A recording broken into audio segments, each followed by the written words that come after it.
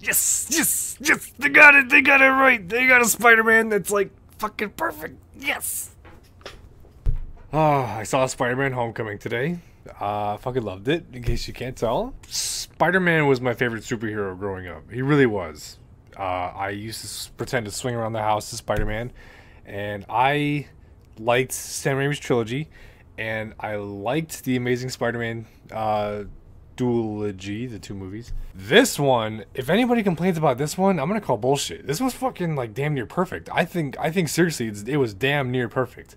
Let's talk about it. The plot of Homecoming is Peter's trying to become an Avenger after the events of Civil War. He's just trying to prove himself to become an Avenger, and one thing leads to the next. And basically, how he tries to prove himself to be worthy of being an Avenger is there's a group of, I guess, construction workers or just workers that go around and salvage all the alien tech from Avenger battles, and that's how they make their weapons and stuff, and that's how they sell weapons, and that's how they stay afloat as far as like business goes. That's the plot, really. It's just about Peter becoming an Avenger. It's what he wants to do. You also get to explore a little bit of what his high school life is like. More or less, this is the origin story of Spider-Man in the Marvel Cinematic Universe, finally with other superheroes, with an established world around him. This is that origin story. It's not the origin story with Uncle Ben where you have to go through his death again and you just find out how he got bit by the spider. None of that stuff. You are just learning how Spider-Man finally fits into the world with these other Avengers and these characters that he needed to be on screen with for the longest fucking time. This is that movie, and it's fucking great. Let's talk about it. Some of the pros. Tom Holland as Peter Parker and Spider-Man. He killed it. He killed it.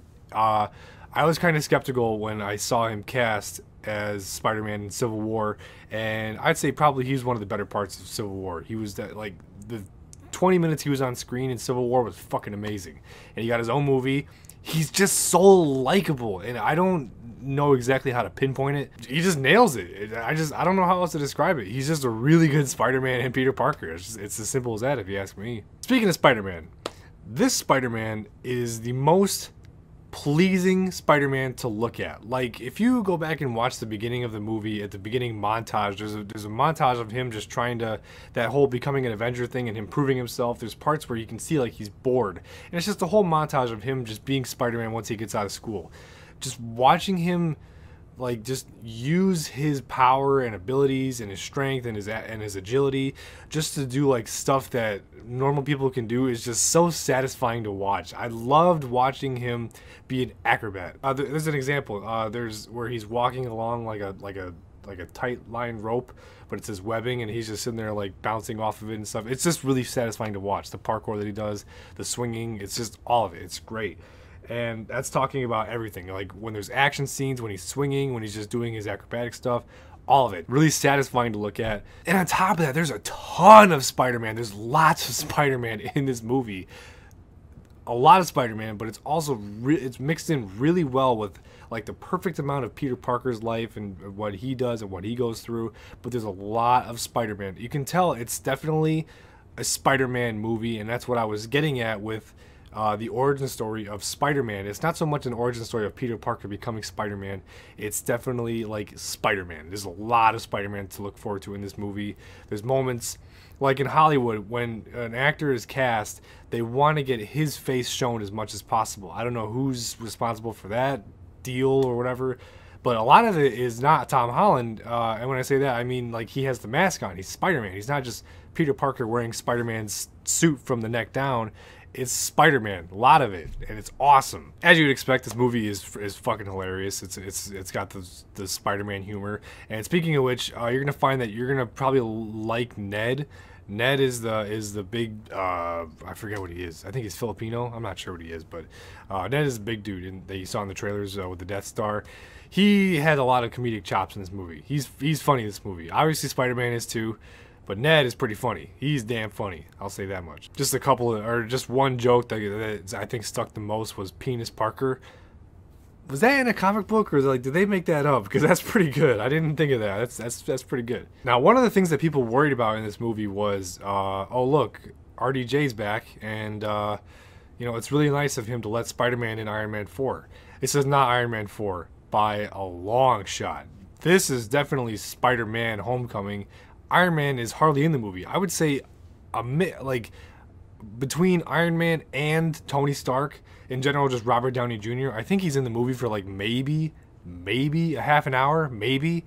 It's definitely a Spider-Man movie. This is not Iron Man 4. For those of you worrying about whether it's going to be just Iron Man 4 featuring Spider-Man, it is definitely not. It is most definitely Spider-Man, a Spider-Man movie. That's what I thought. Spider-Man movie with a great supporting cast, and I have to say, Michael Keaton as the Vulture is fucking brilliant. He is so menacing, dude. He is just so fucking menacing in this movie. He's great. And on top of that, the rest of the supporting cast was great. I thought the person who played Ned was great. The girl who plays Liz Allen, she was great. Everybody was great in this movie. Now, in a world where I have to choose cons, just part of as a review, I will say that not every single supporting character was great. And namely, I'm talking about Mary Jane, MJ. She's referred to in the movie as Michelle. She's played by Zendaya. Now, Zendaya did what she was told, okay? It's not her fault, I don't think.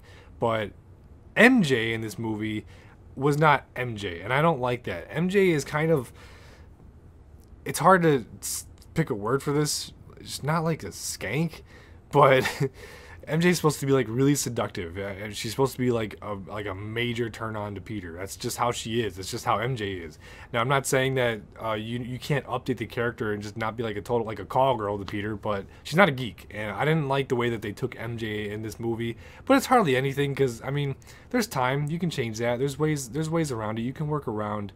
You know, you can work with the material, okay? It's not set in stone. MJ doesn't have to be like the pretty girl that Peter like just tries to bone. You can work around it. It's okay. Same thing with Flash. Flash in this movie, I didn't mind that he was Indian. I don't really care. I mean, bullies are bullies, whatever. Like, especially one of the most iconic bullies of all time. The problem is I didn't like the way Flash was a geek. Flash is not supposed to be a geek, and I'm not saying he has to be a jock. Again, you can update the times a little bit. Flash Thompson shouldn't be on the same like debate team as Peter. It's just not. It's weird to think that the bully of Peter Parker's Spider-Man is on the same like nerdy intellect level thing. That's weird to me. I didn't like that part. But other than that, there's not. I can't really think of any cons, man. Like those two things were kind of nitpicky. This movie was fucking great. That's all I have to say about the movie. It is fucking fantastic. I had a blast watching this movie, and I got to see Spider-Man, I think, officially done perfectly right. It's Spider-Man, I think, the way that he was supposed to be done. I'm going to give this movie it's a 10. It's a 10 out of 10. I love this movie. It was fucking great. I had a blast watching it. Spider-Man, like one of my favorite all-time superheroes, especially since I was a kid. Great supporting cast. Michael Keaton was fucking awesome. And it was great. It was a great movie. I had fun with this movie. It was awesome. I can't wait to see him in... probably Infinity War. I don't think Spider-Man Homecoming 2 is going to be like anytime soon. And my dog's coming. Let's talk spoilers. Like I mentioned earlier with changing the source material, I don't think there's ever been one comic. Again, I'm not 100% familiar with like all the comics ever about Spider-Man.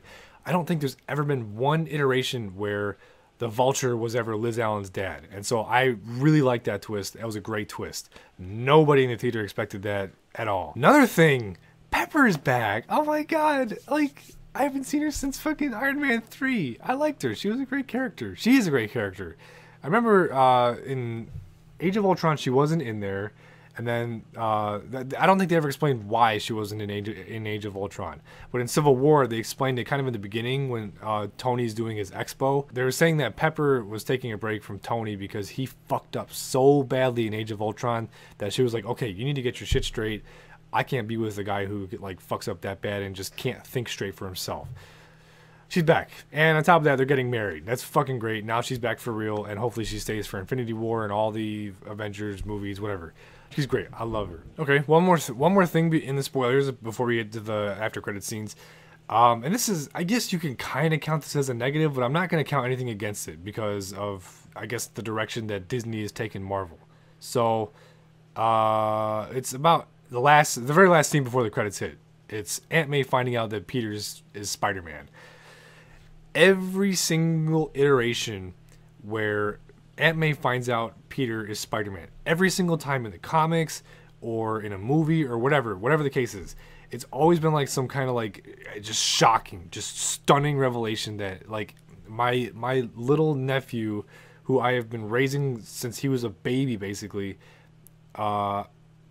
is Spider-Man. It's like a fucking astounding thing. I am shocked. She should be like kind of heartbroken or just shocked or devastated, not like what the fuck and everybody laughs, you know. Yeah, it was funny and it was a good laugh and all that stuff, but I don't think it should be a ha ha. I think it should be a like, oh shit, like holy fuck.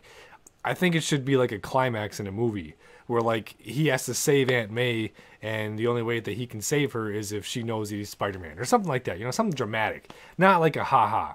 That's just my 2 cents. I'm gonna move on. And the other thing with the spoilers, this isn't really an after credits scene, but it's just talking about all the villains that were in the movie. So obviously you have Adrian Toomes as the Vulture. They name dropped Shocker, you know that, but I don't think they name dropped his real name. His real name is Herman Schultz. He was the black guy who he fought in the bus scene. That's Shocker. I was surprised like they didn't have the second gauntlet and he had like the shockwaves coming out from his hands instead of just, you know, punching him with a really strong fist. They have the Tinkerer in there. If you didn't know, every time Michael Keaton said Mason, that's Phineas Mason. That's the Tinkerer. He basically makes like a bunch of gadgets and toys for supervillains. That's the Tinkerer. And then, to my surprise, I had to do a double take with this one on the boat, on the ferry scene. You look, and before then, they name drop Mac Gargan. Mac Gargan in the comic books is Scorpion. He's the Scorpion. But then I saw like a dude. And I was like, is that Voss from Far Cry 3? Is that Michael Mondo? That is Michael Mondo. Michael Mondo is the Scorpion in this universe. Now, I don't mind that because I thought about it for a second and I was like, that's kind of not a good fit. But, like, when I think about it, it is because Scorpion in the comics, he's kind of, like, dumb. Either that or he's, like, mistreated or abused. But in this case, it looks like they're just going to take the Scorpion into, like a thug approach. So he's definitely the Scorpion. That was him in the after credit scene. In the after credit scene, that's when it's like confirmed that holy shit, Voss is playing the Scorpion. Michael Mondo is playing the Scorpion. Michael Mondo, with that one role that he had, the role that everybody thinks of when they see him, Voss, just showcased how good of an actor he really is. So I'm not worried at all about like his role in the MCU as a Scorpion. I fucking love him, man. He's awesome. So there's a Scorpion, and then I think there was one more that I don't remember. But yeah, just Michael Mondo. Holy shit, I never saw that coming. And then throughout the movie, they had like a bunch of high school videotapes with Captain America in there. They were really funny. And then with that in mind, the post-credit scene, that was funny. That was fucking good. Good move, Marvel. You fucking assholes. As in the end, Spider-Man Homecoming was fantastic. It really was. It was a great fucking time. It was funny. Spider-Man was great. Peter Parker was great. Tom Holland was great. Michael Keaton was great. MJ could have been better. Liz Allen, she could have been in the movie a little bit more maybe, but I'm just tossing that aside. Still, the movie gets a 10 out of 10. It was damn near perfect for me. I loved it. No origin story. We don't have to see Uncle Ben die again. We don't have to bring the tissues out. We just get to see Spider-Man finally growing into this universe that's already there. Great fucking movie. I can't wait to see him again in the MCU. That's all I got for you. Thanks for watching and I'll see you next time.